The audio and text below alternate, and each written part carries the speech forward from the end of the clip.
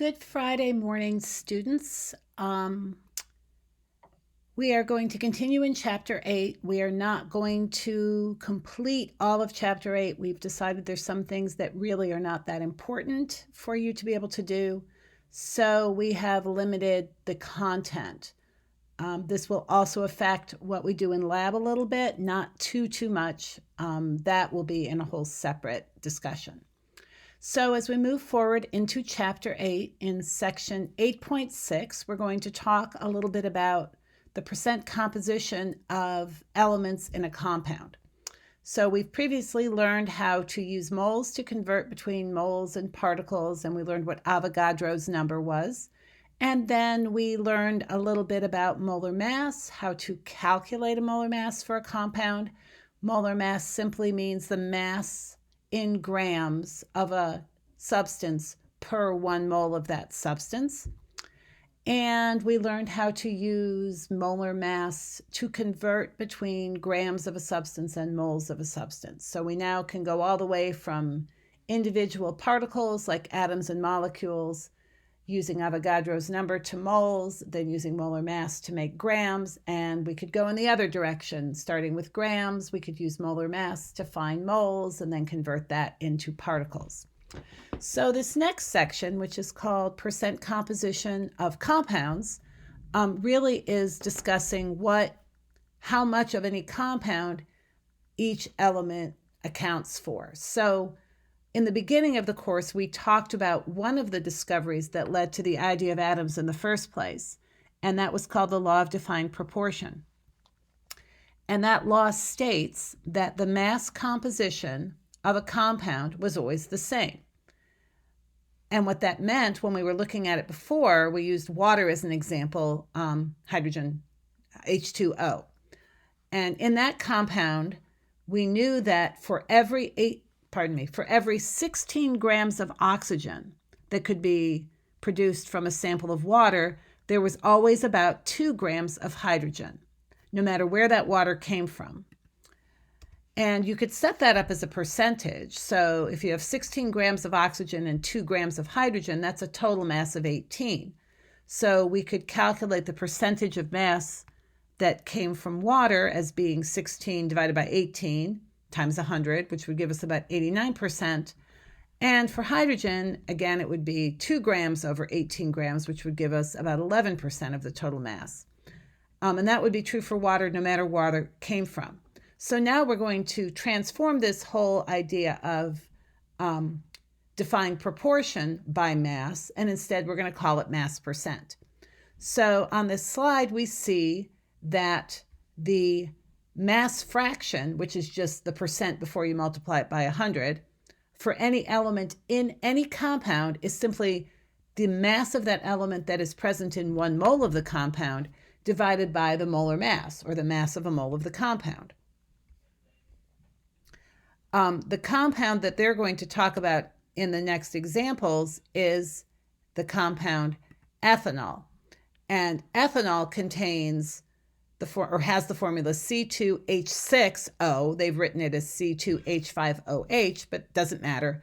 If you count the atoms, there's 2 carbons, 6 hydrogens, and 1 oxygen atom in 1 molecule of ethanol. So if we worry about a mole of ethanol, we have 2 moles of carbon, 6 moles of hydrogen, and 1 mole of oxygen. When we find the overall molar mass of that compound, it adds up to 46.07 grams per mole. And that's the mass that we're going to use. That's the compound we're going to use in the next slide to show you the calculation of mass percent. And you can do this for any compound. If you know the formula, you can calculate the mass percent for all the different elements in that compound.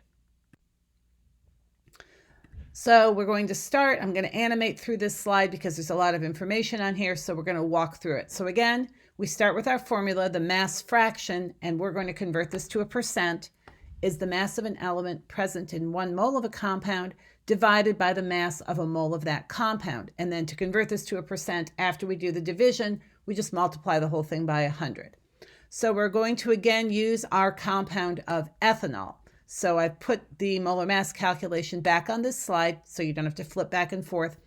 And the molar mass calculation is 2 moles of carbon times the molar mass of carbon, 6 moles of hydrogen times the molar mass of hydrogen. And note they're using 1.008 as the molar mass, which is the molar mass in the book periodic table. For the test, you'll be using your own periodic table, so you can just use 1.01. It won't change the percent. And then the mass of oxygen, they use 1 mole of oxygen times the molar mass of oxygen, which is 16 grams per mole. And when you add all that together, you get 46.07 grams per mole of ethanol, C2H5OH. So to find the mass percentages, we simply take the mass contribution, find that in order to calculate the molar mass. So the mass contribution to the molar mass of ethanol from carbon is 24.02 grams of carbon per mole of carbon times 100, which gives us a percent of 52.13%. For hydrogen, the mass contribution is 6.048 grams. That's 6.048 grams are contained in the 46.07 grams that is the total. So again, we set up our proportion. The mass from hydrogen divided by the molar mass of the compound times 100 gives a mass percent of 13.12. And finally, for oxygen, 16 grams divided by the total gives a mass percent of 34.73. If you add these 3 mass percents together, they equal 100. And that's a good way to double check that you've accounted for everything and you haven't made any mistakes.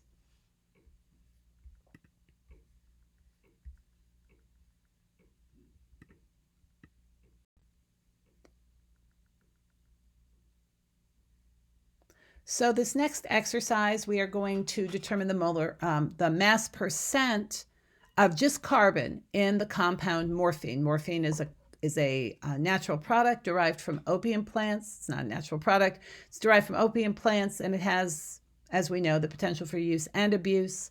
Its formula is C17H19NO3. Determine the percent by mass for carbon in this compound. So we're going to step this out. We're going to do it we have to find the molar mass, but we only have to find 1 mass percent. But that means we still have to find the entire molar mass. So you could find all the mass percentages. So the first thing we need to do is calculate the molar mass of the compound morphine. And to do that, we follow our molar mass rules. So we have the mass from carbon. There are 17 carbons. Carbon has a mass of 12.01 grams per mole. I didn't include all the units for the sake of being able to get this typed pretty quickly.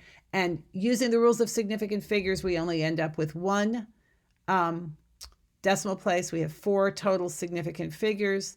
So that gives us a mass of 204.2.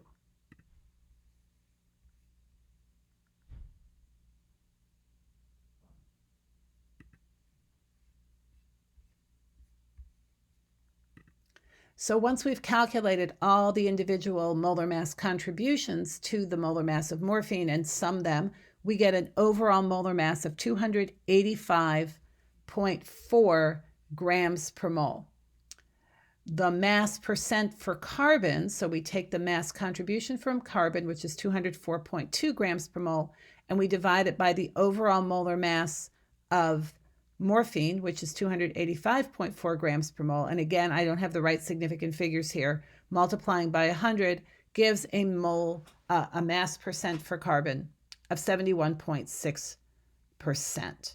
Now, it didn't ask us to calculate the other mass percentages, but you could do that. You would simply take the mass contribution for hydrogen, nitrogen, and oxygen and divide them by the total. And you might want to do that as an exercise and then make sure everything adds up to 100. So if we go back to the previous slide, the correct answer choice would be letter D. So this is the final slide for this presentation, and I didn't work the answers out for you, but I'm going to show you what the answers are. And you could take a 100-gram sample of each of the following and rank them from highest to lowest percent by oxygen. We aren't going to give you any questions like this for the test, but you can sort of play with it to see how you do. The answer is there, that the highest percentage of oxygen by mass is for water, followed by carbon dioxide, followed by C3H6O2, followed by N2O. Again, this would be simply if you wanted to do the exercise. There will be nothing like this on the exam. So that concludes this presentation.